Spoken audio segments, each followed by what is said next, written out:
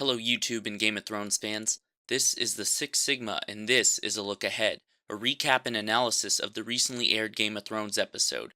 And I have to start by saying this past episode did not disappoint. Episode 4 of Season 7 has easily been the best episode this season, and there's a lot to cover regarding some of the implications of this episode, as well as clues for the following episodes. So, let's talk about Episode 4. Now, the first noteworthy scene from this episode occurred between Bran and Baelish in Winterfell. Baelish gives Bran the dagger that the cutthroat attempted to kill him with from Season 1, and then proceeds to tell Bran that he is there for him. Bran then asks Baelish if he knew who the dagger belonged to which Baelish claims he doesn't know. And as Baelish apologizes for all the chaos that Bran has been through, Bran responds with Baelish's "chaos is a ladder" line from seasons ago. Now, there was definitely more to this scene than meets the eye. When Bran asked Baelish if he knew who the dagger belonged to, it appears as if he was testing Baelish to see if he would tell the truth. Remember from Season 1 that Baelish told Catelyn that the dagger was his and that he lost it to Tyrion Lannister. Bran echoing the "chaos was a ladder" line was not only a warning to Baelish that he knew otherwise, but it was also a tip to the viewer that maybe something will come of Baelish's deceit. I'll talk about this a little bit later though as we discuss the Three Starks reunion. Shortly after Bran finishes with Baelish, he then speaks to Mira, who is upset that Bran really has nothing to say when she tells him that she is leaving home. In response to her reaction, Bran tells her that he really isn't Brandon Stark anymore. Now that he constantly has visions and memories from the perspectives of other people, his own memories seem like a haze, as he is omniscient. So the only other thing to be said of this is now we know that Bran has actively been going back into the past and learning via his visions. There might not be specific things that the viewer needs to know right now about what Bran is learning, but I would expect Bran's visions to be shared soon. It might even be possible now for Bran to bring people into his visions like the Three-Eyed Raven did with Bran. Who knows how advanced Bran might be with his powers, but I would imagine that we'll be finding out soon if he has a bigger role to play down the line. After that scene, we have Arya returning to Winterfell, which kicks off the reunion of the Stark children. Following her escape from the guards, Sansa meets with Arya in the crypts where she is paying respects to her father Ned. At first you can tell they still have a sibling rivalry as they catch up, but after the entire conversation they seem to be reunited and on good terms. Remember, both these characters have been through a lot, and they both can see the people that their siblings grew up into, which almost seems to unite them at the end. And as Arya points out, both of their stories aren't over. One important line to note from this was when Arya told Sansa about her list of people that she was going to kill. While Sansa thought Arya was joking then, Sansa later realized that Arya wasn't joking after the scene when Arya spars with Brienne, which I will touch on a little bit later. This leads me to the next scene where Arya and Sansa meet with Bran at the Weirwood trees. As Bran speaks to Arya, it is apparent to them that Bran is now a different person. He mentions Arya's list and Arya looks puzzled by his visions. At this point it also seems that Sansa has accepted Bran's supernatural powers. And then Bran gives Arya the dagger that Baelish gave Bran, which leads to a major possible plot implication. So since Bran knows Arya has killing capabilities beyond many other people, the gift of the dagger seems appropriate. But what does Bran know about the future? It seems as if this dagger may possibly foreshadow a couple different scenarios that could take place. First, it might be used by Arya to kill Baelish. He has been creeping in the background trying to pursue power via Sansa. With Arya already skeptical of Baelish and Bran seemingly testing Baelish with his questions about the dagger, it seems highly likely that there might be some consequences for Baelish as he caused some of the anguish for the Stark family as a whole. Remember, it was Baelish that turned on Ned in Season 1. Will he pay the price for his betrayal now that Bran has possibly seen it? The other implication of the dagger is that it is made of Valyrian steel, which is now valuable since we know it kills the White Walkers. Does Bran giving Arya the dagger indicate that she will eventually confront the White Walkers with it? Remember, that dagger also looks like the dagger that Sam saw in the book about the dragon glass in the Citadel. This was likely a piece of foreshadowing, and it might mean that when the White Walker threat comes, Arya will be the one to use it on them. It just seems like a matter of time at this point. Next, we jump to Jon and Daenerys' story, which has some of the most telling scenes from this episode. As Jon finds the dragon glass in the cave which will help them in the battle versus the White Walkers, he also stumbles upon ancient cave drawings by the Children of the Forest. Amongst these cave drawings are the White Walkers, which he points out to Daenerys. She says she will help him only as long as he bends the knee, to which Jon kindly refuses. Then, as they exit the cave, she discovers that she has lost more allies, and Daenerys becomes upset and turns to Jon to ask what she should do next. Now, the important information to take from these scenes was Daenerys and Jon's interactions.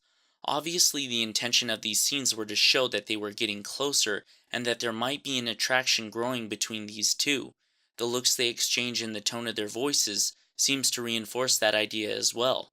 Furthermore, when Daenerys becomes angry that her army is failing, she turns to Jon and asks him what he would do, which further illustrates how she seemingly values his opinion. And it doesn't seem as if the viewer is the only one to notice, as Sir Davos also seems to reinforce the idea that they are attracted to one another despite Jon brushing it off. And if all of this is true, and we do expect them to fall in love, what does that mean for the story? Clearly they will join forces and fight against the White Walkers, but what else may it entail? Game of Thrones has a knack for tragedy. Will it plague their story as well? Now, before the final battle, we have two other small scenes that had a little significance during this episode. The first was the sparring session between Arya and Brienne. Arya takes on Brienne in a sword fight with Needle and the dagger from Bran, and it appears as if she has the upper hand on Brienne. Considering that Brienne is one of the best swordsmen in Westeros, this scene just illustrated how dangerous Arya has become to her enemies, and it also had a little more foreshadowing as Arya stares at Baelish at the end of the battle. Is he the next person to make it to her list? Since Bran seemingly knows the past and parts of the future, it doesn't seem like a stretch to assume that him giving Arya the dagger isn't coincidental. He likely gives her the dagger to claim justice for their family. The second scene of significance was the return of Theon. Jon hasn't seen Theon since he first heads to the Wall.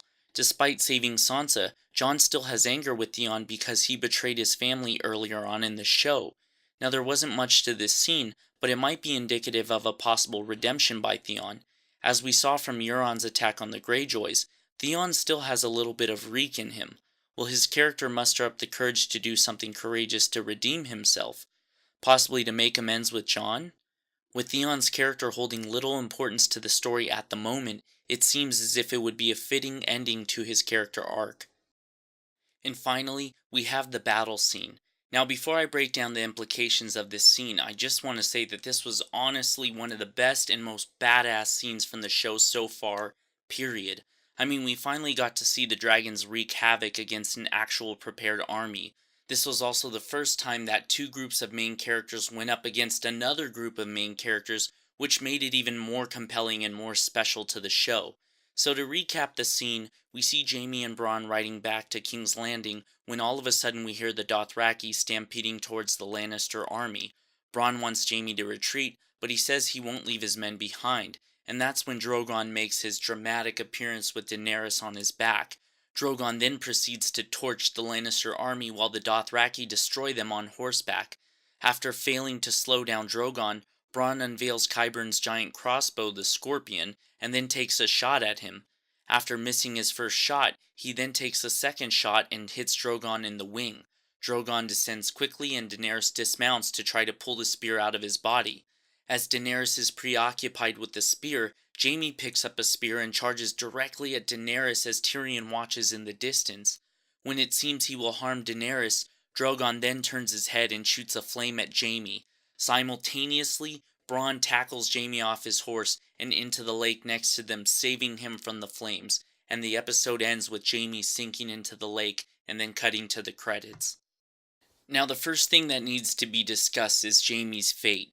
Some people believe that Jaime is dead by the way he sunk into the lake, but I honestly doubt that and just feel that it was shot that way for a dramatic effect.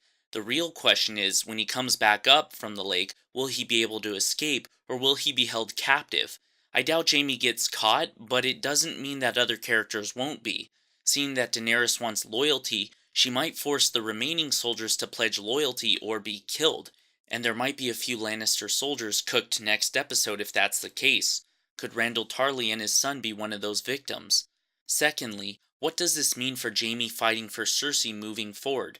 Now, all the gold was able to make it to King's Landing, which means that Cersei will be able to pay her debts and possibly secure further investments from the Iron Bank, But will Jaime follow her as he knows now that they are up against dragons which pretty much seem to be unbeatable?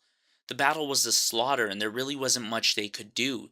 Even though the scorpion hurt Drogon, it was obvious that the dragons really don't have a rival on the battlefield, which will really make Jaime's position difficult. Another important thing to note is that Tyrion clearly didn't want to hurt Jaime or the Lannister army, as we saw when Jaime charged at Daenerys with the spear. So what does this mean moving forward? Maybe Tyrion will try to broker peace between Daenerys and Cersei. While Jaime might be open to that, I can't imagine Cersei settling for peace with Tyrion. It seems like a long shot, but maybe the White Walker threat can change Cersei's mind. And lastly, what might Drogon getting hurt mean for the battle versus the White Walkers? Clearly the dragons aren't invincible considering the damage the scorpion did to Drogon. The scene with Bronn hurting Drogon might just be a hint that even the dragons can be hurt and killed, as Qyburn's words from earlier this season foreshadowed. Now there likely won't be many, if any, battles between Daenerys and the Lannisters anytime soon, so the White Walker threat is likely the next group of adversaries the dragons will be facing. If the dragons were hurt by men, what could the White Walkers do to them? Imagine a scenario where the White Walkers kill one of the dragons in a battle. Could a dragon be resurrected by the Night King? If that were to happen, I would imagine it happening in the finale since an event like that would be so crazy. And if it does, what would that mean for Season 8? A White Walker dragon would be out of control and it would seriously put Westeros in danger. But we'll just have to see where the showrunners take it during the last few episodes of Season 7. Thank you for watching this video, and make sure to like it and subscribe for more Game of Thrones videos, as well as other related content. Take care.